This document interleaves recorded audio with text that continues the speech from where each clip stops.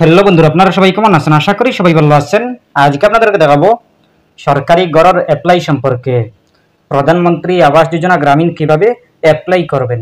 আপনারা যারা এখনো পর্যন্ত সরকারি ঘর পাননি বা অনেক অ্যাপ্লাই করেছেন, অনেক দিন হয়ে গেছে, এখনো পর্যন্ত কোনো লাভ হয়নি, সরকারি ঘরের লিস্টে কোনো নাম নেই, আপনাদের জন্য এই ভিডিও। আপনারা যদি এই প্রধানমন্ত্রী আবাস যোজনা গ্রামীণ অ্যাপ্লাই করে নেন অনলাইনের মাধ্যমে, তাইলে আপনারা একদম সহজভাবে সরকারি ঘর লাভ করতে পারবেন।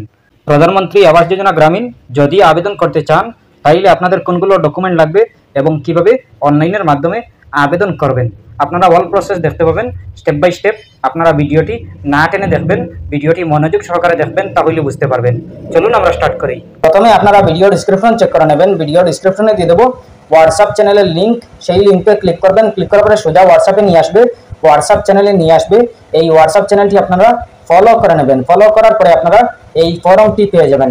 এই ফর্মটি আপনারা ভালো করে দেখে নেবেন। দেখে নেওয়ার পরে আপনারা এই ফর্মটি ডাউনলোড করে নেবেন। ডাউনলোড করার পরে আপনারা এই ফর্মটি আপনাদের যে কোনো কম্পিউটারে গিয়ে আপনারা ভালো করে সুন্দর করে প্রিন্ট করে নেবেন। প্রিন্ট করার পরে আপনারা এই ফর্মটিতে যত কিছু লেখা আছে সব কিছু আপনারা দেখে নেবেন, পড়ে নেবেন। এরপরে ভালো করে বুঝে শুনে আপনি আবেদন করবেন।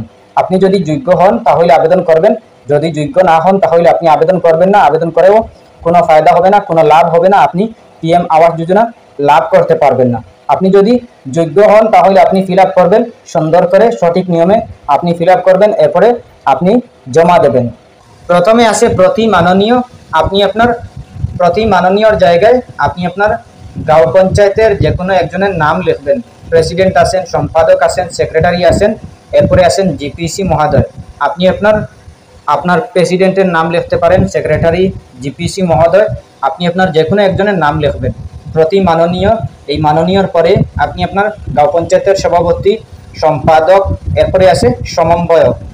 আপনি আপনার যে কোনো একজনের নাম লিখবেন, সেক্রেটারি বা প্রেসিডেন্ট বা জিপিসি মহোদয়, আপনি আপনার যে কোনো একজনের নাম লিখবেন।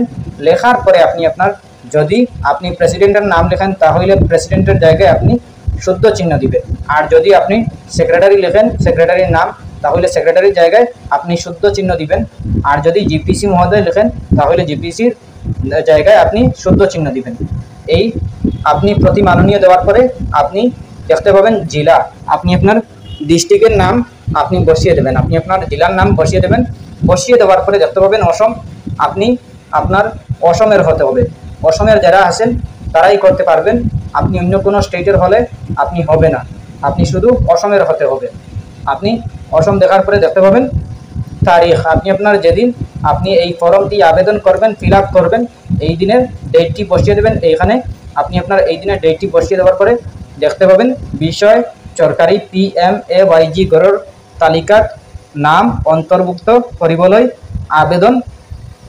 আপনি আপনার সরকারি PMAYG ঘরের তালিকাত নাম অন্তর্ভুক্ত করিবলৈ আবেদন, এটা দেখতে পাবেন। এরপরে দেখতে পাবেন মহাশয় সম্মানপূর্বক বিনীত নিবেদন, এই যে মই আপনার গ্রাম পঞ্চায়েতের এজনী স্থায়ী বাসিন্দা।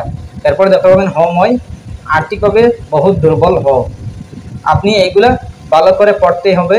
যদি ভালো করে পড়েন, ভালো করে বুঝেন, এরপরে আবেদন করবেন। আপনি যদি যোগ্য হন তাহলে আবেদন করবেন, আর যদি যোগ্য না হন তাহলে আবেদন করবেন না। মোর এখন পকি ঘর নাই, আমার এখন পাকা ঘর নেই, কাঁচা ঘর আছে। মই নিজের টাকারে যে এখন পকি ঘর সাজিম, সেই সামর্থ্য মোর নাই। আমার নিজের ঘর যেটা আছে এটা সুন্দর করে সাজামো, এটা আমার সামর্থ্য নাই। আনকি 2011 সনের আর্থিক জনগণনার মতে ধার্য করা ঘরের তালিকাত মোর পরিয়ালের কোনো সদস্যর নাম নাই। 2011 সনের আর্থিক জনগণনার ঘরের তালিকাত আমার পরিয়ালের কোনো সদস্যর, মানে আমার পরিবারের কোনো সদস্যর নাম নাই। এরপরে আছে ইয়ারপরি 2018 সনত হোৱা জিঅ' ট্যাগিং লিষ্টত মোর নাম নাই। জিঅ' ট্যাগিং লিষ্টত আমার নাম নাই। এরপরে আছে নতুনকৈ প্রকাশ হওয়া ঘরের তালিকাত মোর নাম অন্তর্ভুক্ত হওয়া নাই। এরপরে গতিকে দয়ালু মহোদয় দয়া করে মোর নামটো যাতে অন্তর্ভুক্ত হয় তার সুবিধা করি দিয়ে উল্লেখ থাকে যে মই মোর আধার কার্ডখন অলগতে গাঁতি দিলোঁ। যদি মোর বা মোর পৰিয়ালৰ কোনো সদস্যই কোনো গড় পোৱা সত্ত্বেও মই কথাখিনি লুকাই নতুন গড়ৰ বাবে আবেদন কৰি আছোঁ, তেন্তে মই আইনমতে দণ্ডনীয়। আমি যদি এটা গড় পেয়েছি, এরপরেও যদি আবেদন করি আর যদি এটা জানা যায়, তাহলে আপনি আমাকে শাস্তি দিতে পারেন। আমি স্বীকৃতি দিল। এরপরে আছে নাম। আপনি আপনার আবেদনকারীর নাম দিবেন, পিতা বা স্বামীর নাম দিবেন, আপনি আপনার বাবার নাম দিবেন, পুরুষ হলে মহিলা হলে স্বামীর নাম দিবেন। এরপরে আপনি আপনার গাঁওর নাম দিবেন, গ্রামের নাম, ওয়ার্ড নাম্বার দিবেন। এরপরে জেলার নাম দিবেন, ফোন নাম্বার দিবেন, আপনি আপনার মোবাইল নাম্বার আপনি আপনার বসিয়ে দেবেন। এরপরে আবেদনকারীর স্বাক্ষর, আবেদনকারীর একটা সিগনেচার এখানে বসিয়ে দেবেন। বসিয়ে দেওয়ার পরে আপনি আপনার এইগুলো আপনি ভালো করে চেক করে নেবেন, আপনি যতগুলো বসিয়েছেন সব কিছু ঠিকঠাক আছে কিনা। সব কিছু আপনার যতগুলো বসিয়েছেন সব কিছুতে কোনো ভুল আছে কিনা। যদি ভুল থাকে তাহলে আপনি শুধরে নেবেন, এরপরে আবেদন করবেন। এরপরে আপনি এই ফর্মটি ফিল আপ হওয়ার পরে আপনি আপনার আধার কার্ডের একটা কপি, আপনার ব্যাংক অ্যাকাউন্টের এক কপি, আপনি আপনার ফটো দুইটা দিয়ে দেবেন। আর ভোটার আই কার্ড দিলেও হবে, না দিলেও হবে। আপনি আপনার আধার কার্ড লাগবে, রেশন কার্ড লাগবে, রেশন কার্ডের এক কপি, আধার কার্ডের এক কপি, ব্যাংক অ্যাকাউন্টের এক কপি, আপনি আপনার photo 2 copy, voter I card দিলেও হবে, না দিলেও হবে, এগুলো লাগবে। আর এই ফর্মটির সাথে আপনি আপনার গ্রাম পঞ্চায়েতে নিয়ে পৌঁছিয়ে দেবেন, সমঝিয়ে দেবেন। এরপরে আপনি আপনার লাভ করতে পারবেন। আপনি আপনার এইগুলা যদি আপনি সব কিছু ঠিকঠাক থাকে, আপনার যদি সঠিক নিয়মে আবেদন করেন আর আপনি যোগ্য হন, তাহলে আপনি আবেদন করবেন, নতুন লিস্টে আপনার নাম আসবে। এরপরে আপনি আপনার প্রধানমন্ত্রী আবাস যোজনা গ্রামীণ লাভ করতে পারবেন। আপনি যদি সঠিক নিয়মে আবেদন করেন, আপনি যোগ্য হন, তাহলে আপনার নতুন লিস্টে আপনার নাম আসবে, চলে আসবে। আর যদি আপনি ভুল ভ্রান্তি দেন, আপনার সঠিক নিয়মে আবেদন হয় না, আপনি যোগ্য না হন, তাহলে আপনি অসুবিধায় পড়তে পারেন। এরপরেও যদি কোনো সমস্যা হয় কমেন্ট করতে পারেন। আশা করছি বুঝতে পেরেছেন। ভালো লাগলে লাইক ও শেয়ার করবেন, চ্যানেলটি সাবস্ক্রাইব করবেন, পেজটি ফলো করবেন। ধন্যবাদ।